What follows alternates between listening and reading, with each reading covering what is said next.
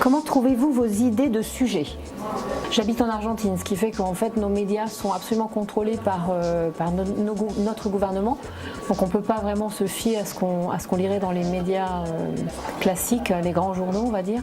Donc je m'informe beaucoup auprès de blogs en général ou de journalistes vraiment indépendants et qui sont dans les régions en général. Parce que sur Buenos Aires, on peut dire que les histoires sont assez classiques et les histoires vraiment importantes, les histoires intéressantes, elles sont dans les provinces, elles sont là où en général les journalistes ne vont pas. Donc voilà, ou sinon au hasard, si on a des rencontres, pour Tabac Commenteur ça a été le cas.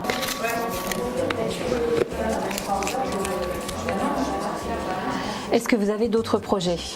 Oui, bien sûr, j'ai plein de projets, mais je travaille particulièrement sur deux films. Un film plutôt positif et qui est une série en fait, une série de portraits de gens qui sont résilients. C'est-à-dire qu'en fait, à partir de choses qui leur sont arrivées, voilà, ils se sont réparés, on peut dire ça comme ça, et ils nous réparent par leur expérience. Et puis je travaille sur un long documentaire sur la traite des femmes à visée d'exploitation sexuelle. Quel conseil donneriez-vous à un jeune documentariste ? Alors déjà de